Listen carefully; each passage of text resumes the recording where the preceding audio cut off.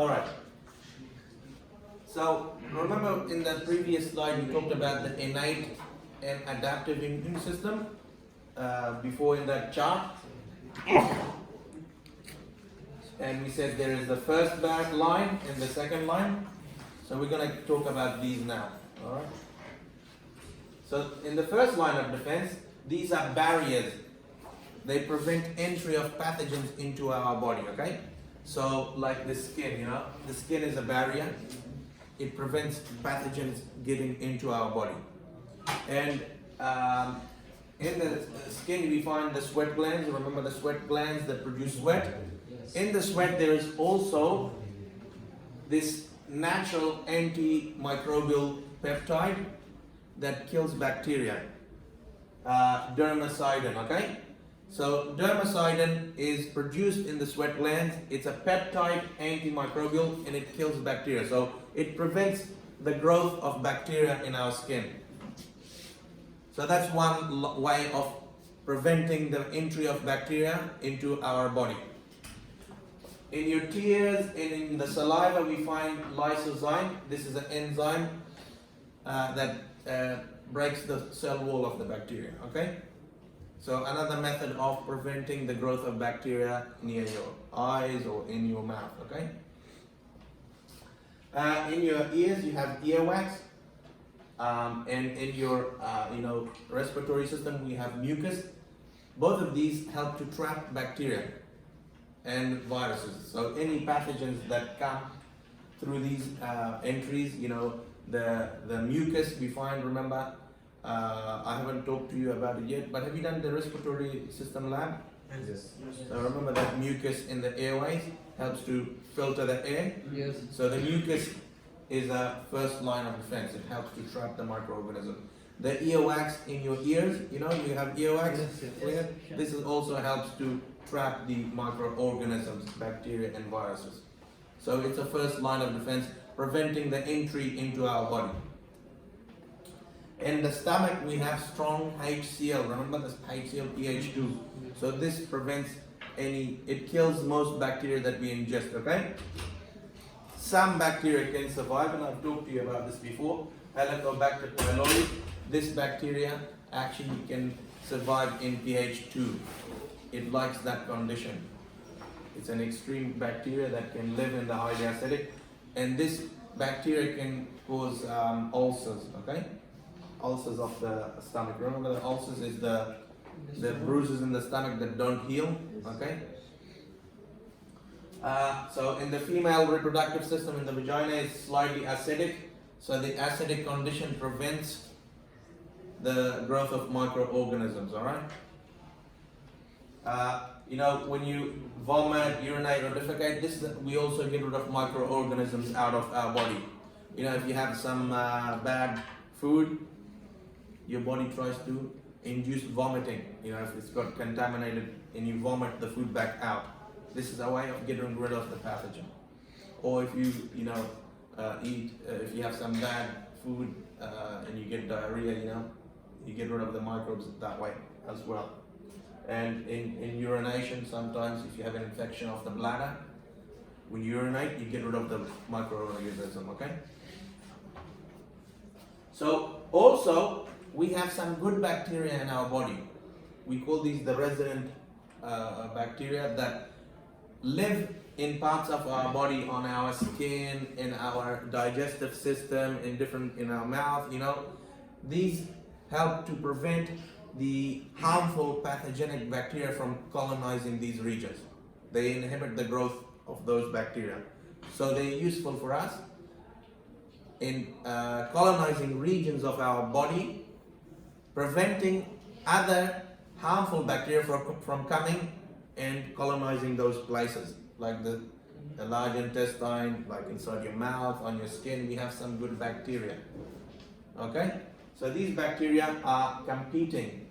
They're competing. There's a competition between the pathogenic bacteria that will cause disease. So these bacteria, these resident bacteria, they don't cause disease normally, okay? They stay there without causing any disease. But they prevent the harmful bacteria from growing in those regions, all right? Any questions on that? We'll move on. No. Okay. This table here is an activity, so let's see how we go. We have to match the organ with its function. So what's the function of the adenoids? Filter air. That's number 4. Everybody agrees? Yeah. What about the skin? Unaffected outer paraphysical. So it's the first line of defense, huh? The affected barrier. The thymus? Sites, The first one. maturation. Site of T cell maturation. Everybody agrees? Yes. What's the spleen? Remove Yes. No, that's the function of the lymph nodes. The tonsils? Air and food. And the spleen, the lymph nodes? Filter the lymph, okay? Everybody got that? Alright, so let's move on to the further details on once you breach the first line of defense, okay? So the barriers. The second part of the innate immune system is the non-specific, okay? These immune response, once the first line is breached, so that you know, for example, you cut yourself and the microorganism gets into your body. These non-specific immune defenses are activated. These don't recognize, so as the name suggests, non-specific. Compared to the T cell and B cells, they're more specific. They will be activated only if they see that specific organism. So if they see influenza, they will be activated. If they see another virus, the coronavirus, it's not activated if you don't have memory of that. Okay? So these are non-specific defenses. This is the part of the second line of the innate immune system. Okay? The built-in immune system. So they only get activated when the first line, the physical barrier, all the ones that we just talked about, are breached. Okay? The word breach means when you pass through that barrier. Okay? Get into it. All right? So this is where you get the bacteria starting to harm your cells. Okay? When they start to kill or damage your cells, or the virus, this second line is activated. Okay. So the reason the word non-specific, because they don't recognize the pathogen. Okay. They don't distinguish. This is that, and this is that, and this is that. It's all the same to them, all the pathogens. That's why it's not specific.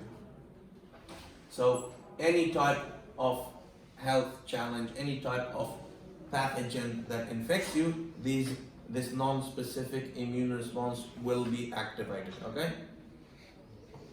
So what they do is they seek the pathogen. So they're looking for the pathogen always. They're watching out for you, and they get rid of them. So some of the cells are phagocytic. They engulf and digest the pathogen or the infected cell. Okay. They also can clean up the injured area. So when you have an injury, you damage tissue. So these second line of defense can remove the debris, cellular debris, the damaged area. They can help to repair the damage. So in the healing process. So once they get rid of the pathogen, they remove the debris and they help in the healing process to regenerate the tissue there. Okay. That's why when you get a cut, remember, for a few days you got this inflammation. If you get infection, then the inflammation disappears, then you get new tissue, scar forming. Okay, so all these processes are important part of the non-specific immune response, and there's different mechanisms involved in that. Okay, so remember we talked a little bit about them before, the complement system, those complement proteins. These are proteins produced in the liver, and they help to induce inflammation, which is an important part of the immune response. I'll talk about inflammation, okay, later on. And then they help in phagocytosis or directly kill the pathogen. So these complement proteins that are produced in the liver, they're not active when they're moving through your blood. They only become activated if they become in contact with the pathogen, okay? Bacteria. So we have phagocytes, we got the neutrophils, we got the macrophages, so they engulf phagocytic cells and digest the pathogen or the infected cell and so on, okay? So we also have the eosinophils.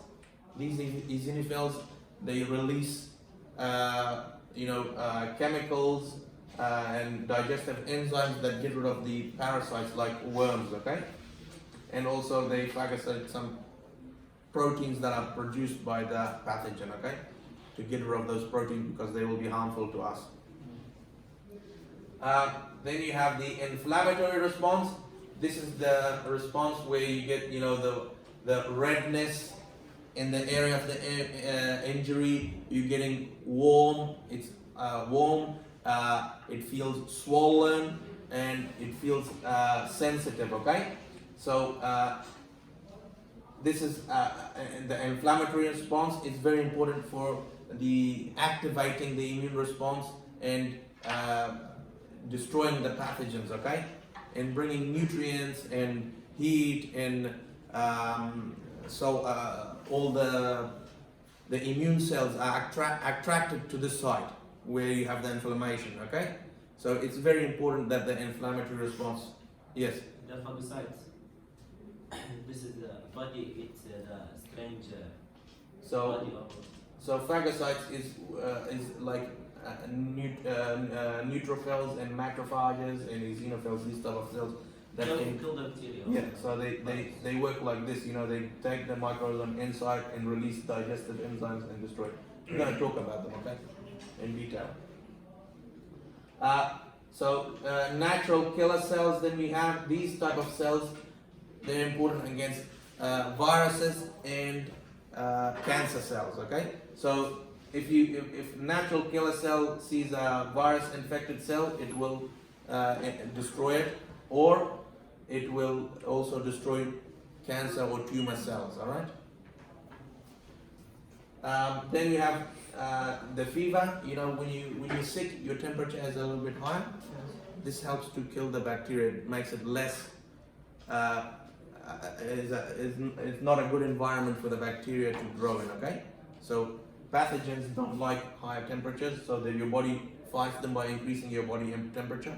It's actually fever is beneficial to eliminate the pathogen. Okay. All right, let's have a look at these in more detail. So the complement system, these are plasma proteins, okay? They're produced in the liver. These proteins are usually inactive, so they just float in our blood. They're not active. But when they become in contact with, for example, bacteria, then they become activated, okay? So only in the presence of the pathogen they become activated. So normally they're inactive, okay? When they're circulating in your blood, but they become activated in the presence of the pathogen, okay? And they work by different mechanisms. The first one is this one. They form what's called a membrane attack complex. So what they do is they form a ring. So different proteins of the complement protein system, they form rings around the bacteria cell wall and membrane, okay? And they make a hole. So if you make a hole in there, what happens is it ruptures the cell, the bacterial cell. So this membrane attack complex is formed by the complement proteins forming this ring around the membrane of the bacteria, and then when they do that, they make a hole in the membrane. Once you make a hole in the membrane, you disrupt the selective permeability. Anything can get in and out, and the bacteria ruptures, breaks. Okay, when you make a hole in it, just you got a balloon, you pop it. What happens? Boom. So the same thing is happening here. It ruptures. Okay. So that's one way of how these complement proteins work, by directly killing the bacteria. Okay. The next one is they can bind to bacteria and actually tag them so the phagocytic cells, can come and destroy them. Just like a barcode, Once they tag, then the phagocytic cells and neutrophils and macrophages can recognize them and come and take them up.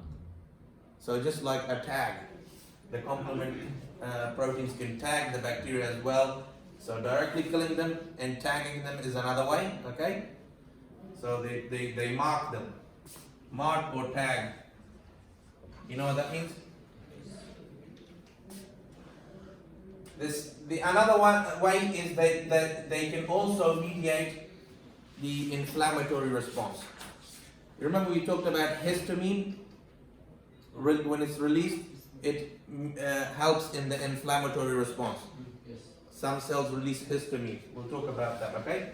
So, the complement proteins, once they become activated, they can stimulate the mast cells. We find these in our tissue, okay? Mast cells. When complement proteins stimulate these cells then release histamine, which causes inflammation, okay?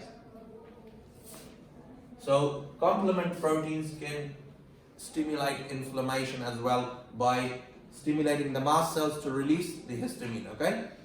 And they only do that when they're activated in the presence of the pathogen. Another way is that they can act as messengers, okay? So in the site of injury, histamine, the complement proteins are activated. So this acts as a message to the white blood cells to come to this site, okay? So acts as a messenger to attract the additional phagocytes to the infection, okay? So they act as a messenger, chemical messenger, telling the white blood cells to come here, specifically the phagocytes, okay? So they work, the complement system directly can destroy the bacteria by making holes in them. This is known as the membrane attack complex. Or they can bind to the bacteria, tag them, and then the phagocytes come and destroy the bacteria. They can stimulate the mast cells to release histamine, and histamine causes the inflammatory response. We're going to talk about that later, okay? And then they can also help, once they become activated, telling the phagocytic cells to come to this site, okay? As a chemical attractant. Is that clear? Alright. So the phagocytic cells.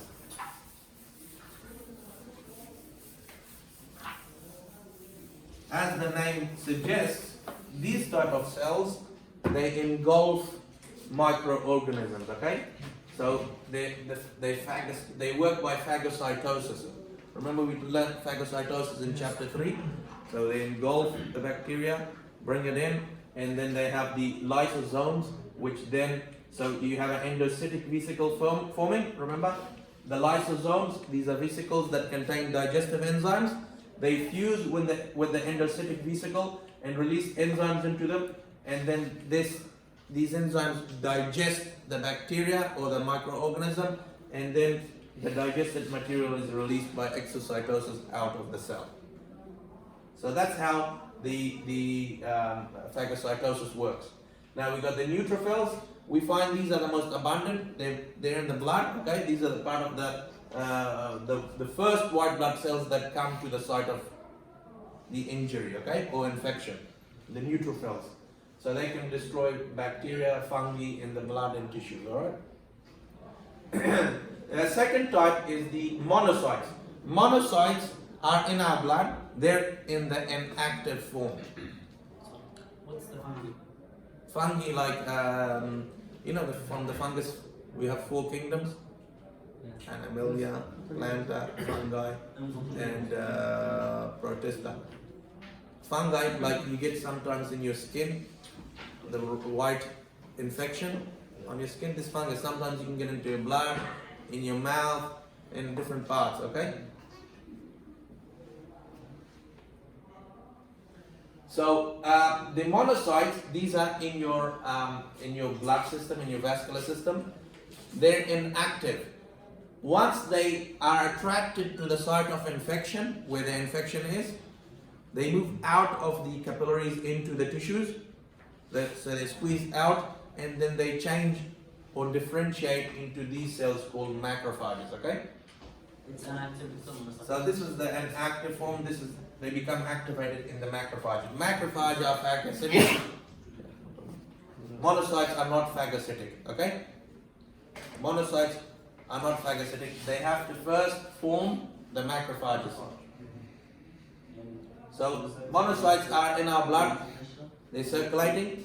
When you get an injury, okay, this site of injury attracts the monocytes. The monocytes leave the capillaries into the tissue, and then they differentiate, okay, develop into macrophages. So when it activates, it's named macro. Yes. So these are the macrophages. These are large phagocytic cells. They eat, So they engulf, foreign cells, old blood cells, dead tissue fragments, cellular. So they come and clean up everything, okay? They're like the cleaners. What's the name of engulf? Engulf is this process, you see? When they capture the bacteria, engulf it and bring it in. Okay? So it can foreign cells, bacterial cells, and so on. Old blood cells, dead tissue fragments, cellular debris. Because when you get an injury, all of these you find there. Okay, so you need to clean them, and these macrophages come and clean this. Okay. They release other chemicals to increase the production of more white blood cells. Okay, because once the macrophages see the infection, they can increase depending on the need. If the infection is severe, it can increase the production of the white blood cells to help in clearing the infection, clearing the debris and so on. Okay. Eosinophils are also phagocytic. They help to remove large parasites. Okay. They engulf and digest foreign proteins as well. So, like worms, large parasite like plasmodium,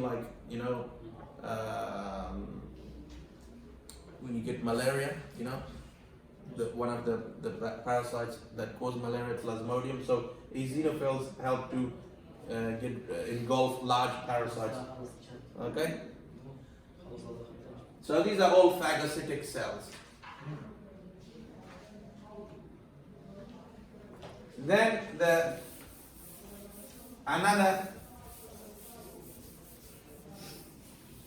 function of the innate immune, the second line of defense, is the inflammatory response. Okay, this is where you get the redness, warmth, and swelling and pain in the region of infection. Okay, so what happens is you get release of reason for the inflammatory response is that you get the injury. Okay, for example, you have an infection, or you burnt yourself, or there's some chemicals you dropped on your skin, your mouth somewhere, or you got physical damage. Okay, trauma, accident, or whatever.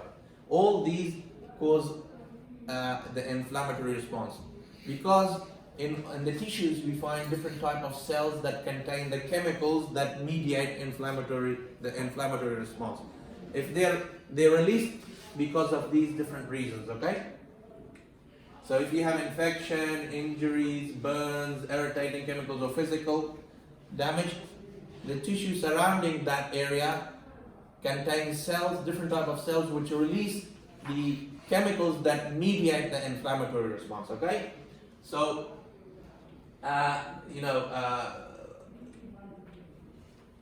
for example, mast cells we talked about, basophils. These type of cells, they release the chemical histamine, and histamine is responsible for starting the inflammatory response.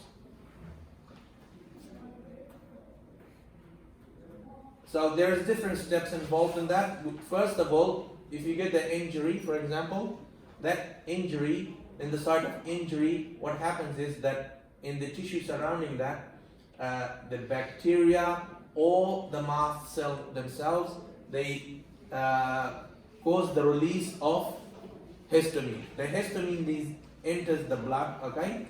And then once it enters the blood, it causes the vasodilation of the capillaries, okay?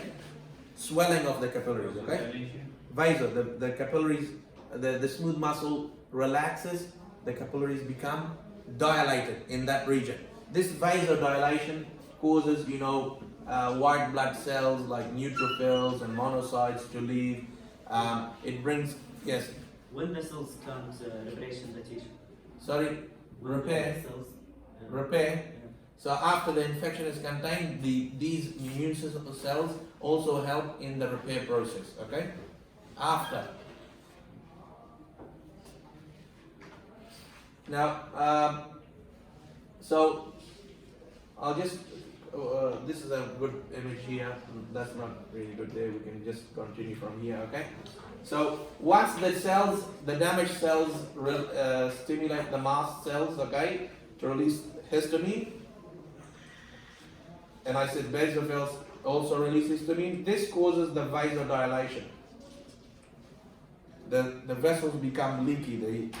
They dilate. Okay, the smooth muscle relaxes, and fluids can leave the capillaries into the surrounding tissue. White blood cells can leave, okay? So you get swelling of the tissue, okay? So more fluid comes out into the spaces, and this causes the swelling. So, when you have an inflammatory inflammation somewhere, you see the swelling and redness.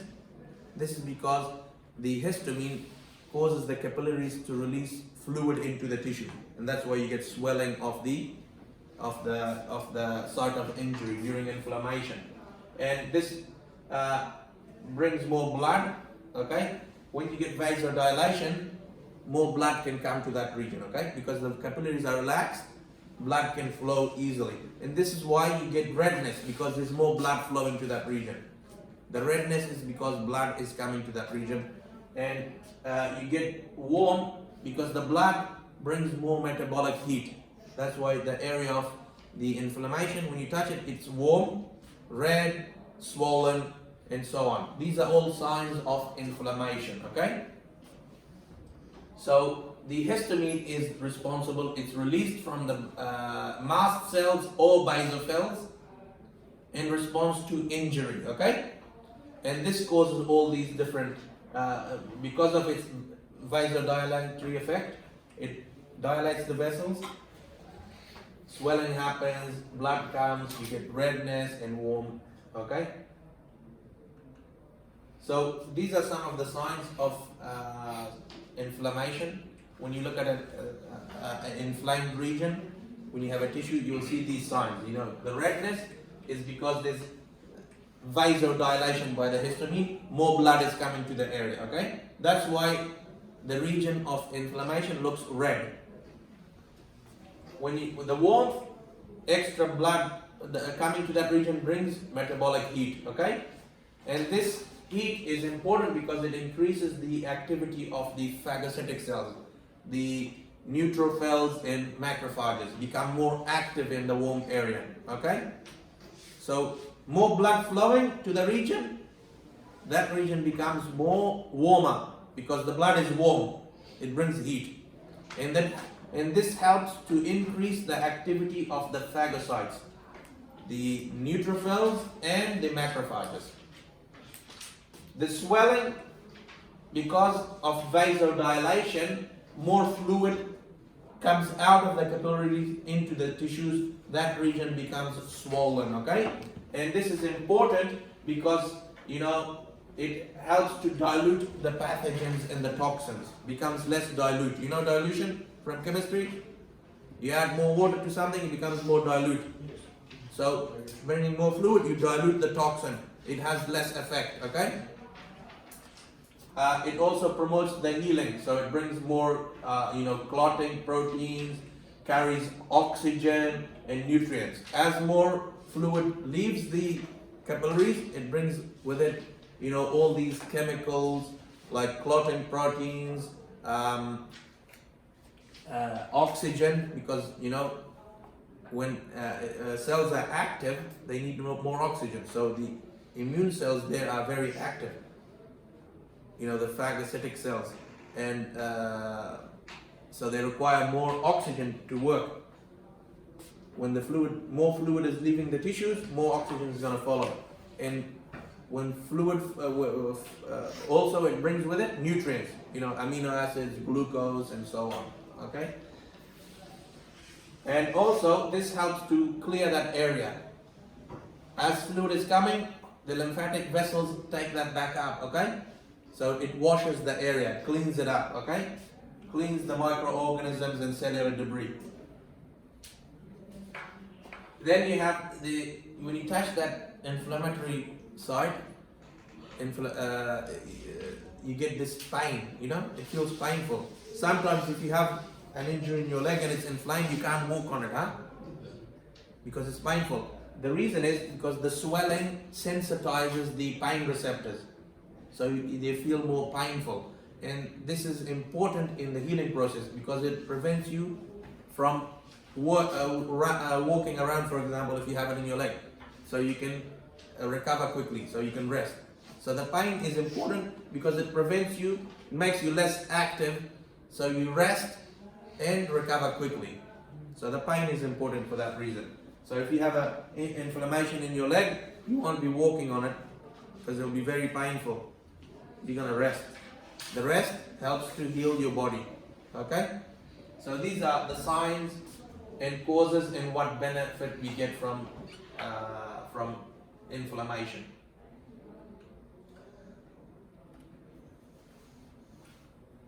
So the chemicals that are released from damaged cells, they also, so I said the complement system is only activated when you get injury or pathogen infection. Normally complement proteins are not active. So when the damaged cells release chemicals, they activate the complement proteins, okay? And these come out of the capillaries, so due to inflammation, and they start to destroy the bacteria, either by forming the membrane complex around the bacteria, making holes, or tagging the bacteria, then the phagocytes come and kill them, or they can release more histamine and so on to increase the inflammatory response. So complement proteins are activated because of chemicals released from damaged cells, okay? So when the damaged cells release these chemicals, they activate the complement proteins, and then they diffuse out of the leaky capillaries and destroy bacteria, okay? So once the capillaries become leaky, also the white blood cells, the phagocytic cells, can move out, okay? Out of the capillary into the tissue. So you see phagocytic cells, there's the capillary, they start moving out of the capillary into the injured side, okay? Because the capillaries are now leaky. More leaky, the white blood cells can leave. And so they start attacking organisms and the damaged cells.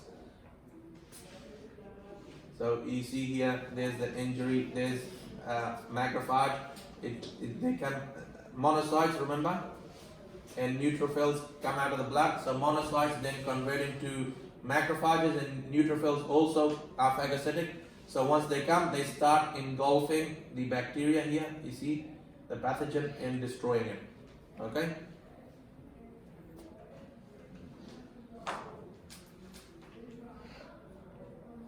Because of injury, you also get bleeding, you know. To stop the blood, you also have these clotting proteins that are produced, some of them produced in the liver as well, that help to stop bleeding, you know. So clotting proteins like fibrin, they stop the bleeding, and also they block the injured side, okay? So pathogens from the injured side cannot go to healthy tissue. So they create a barrier, these clotting proteins, preventing the pathogen from entering the blood and going to other parts of the body. So the clotting proteins are important to create a barrier. You see here clotting proteins, they create a barrier so the pathogens cannot enter the bloodstream, okay?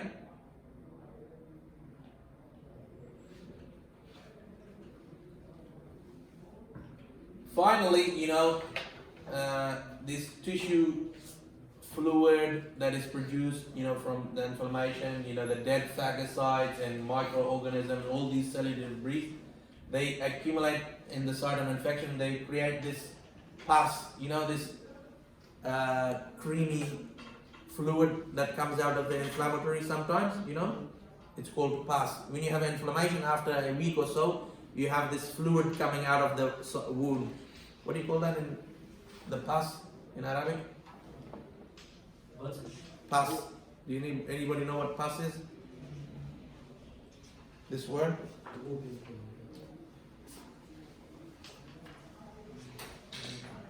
What's the spelling? P-U-S.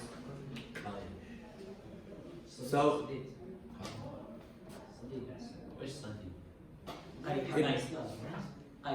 it comes out of the wound, okay? When after everything has been cleared, this pus is actually the dead phagocytes, microorganisms, cellular debris, and white color. yeah, white. White color. It comes out of the wound, okay? When you squeeze the wound, yeah. This is after it contains the dead material, okay? And this comes out of the wound. Yeah, this one. Sometimes it forms an abscess, okay? It doesn't come out, so the doctor have to cut it, okay? Yeah. It forms an abscess. If it doesn't come out, they will cut it and it comes out. This is when it doesn't come out, it's an abscess. This thing, okay?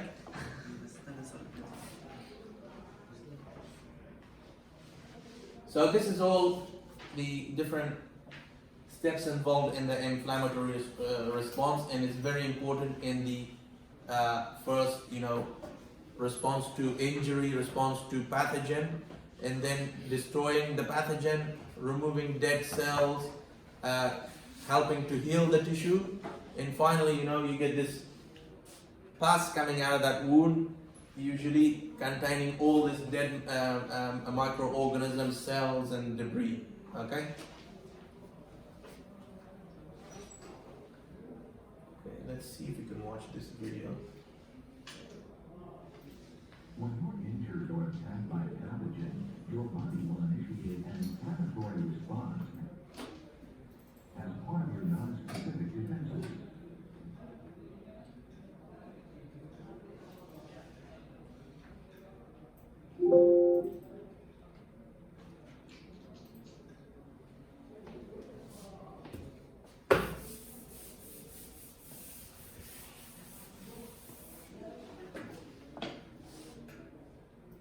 When you're injured or attacked by a pathogen, your body will initiate an inflammatory response as part of your non-specific defenses. The inflammatory response is initiated when the damaged tissue sends out a variety of chemicals to surrounding tissues and the rest of the body. Some of these chemicals stimulate local mast cells to release histamine, a very important molecule in the inflammatory response. Histamine has two major effects. First, it relaxes smooth muscles around local arterioles, increasing blood flow to the area and causing the tissue to become hot and red. Second, it causes the capillary walls to weaken and become leaky. Fluid seeps out of the capillaries and causes swelling in the area around the injury. The combination of swelling and chemicals released from the damaged tissue stimulate local sensory neurons, which results in pain. Still other chemicals released from the site of injury attract white blood cells to the area. Some of the recruited white blood cells squeeze through the leaky capillaries into the damaged area. The phagocytic white blood cells engulf and digest any bacteria that have entered through the wound. Finally, clotting seals off the wound to prevent further invasion by microbes.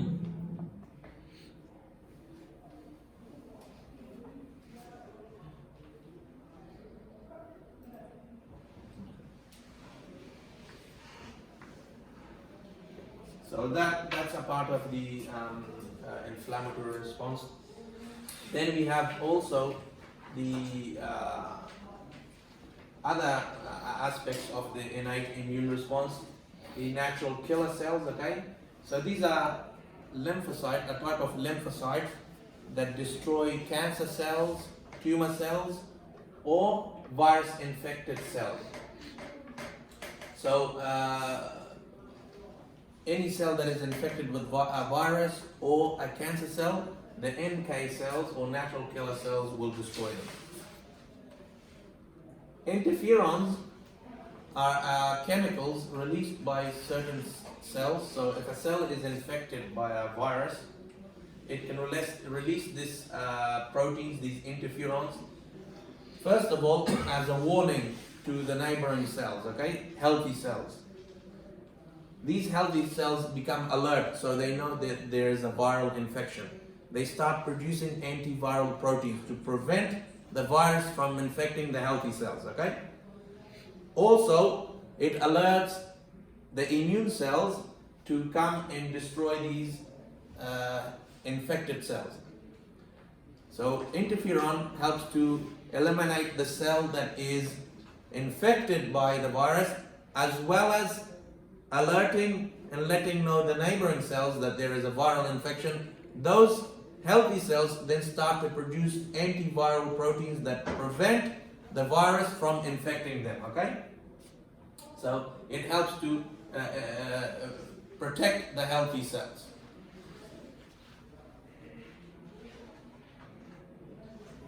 Finally, we have the fever that we talked about. This is, when you have an infection, your doctor always checks your temperature. It's a sign of infection.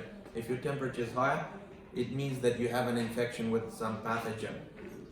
Now, our body increase the temperature because it makes it less favorable for the pathogen to live in that higher condition, higher temperature. So this is a natural response of our body to elevate our body temperature to prevent the pathogen from growing. So a fever is important in preventing. It makes it less suitable for the pathogen, and it also helps our body to fight the infection because it increases the activity of the phagocytic cells, okay? So a fever is very important as well in the innate immune response because it helps in making the pathogen less, it decreases the ability of the pathogen to replicate and increases the ability of our immune system to fight them. Okay. We have these activities here. Which cells release or secrete histamine? Mast cells and basophils. So these are formed in the liver, circulate in the blood, and play a role in fighting infection. Complement proteins? Complement proteins, huh? Cells that change to become macrophages. Monocytes? A substance that causes vasodilation. Histamine, huh? So, chemical substances that interfere with viral replication. We just talked about them before. No, the chemical that interferes with the virus replication, it's released from infected cells and protects interferons, huh? Interferons.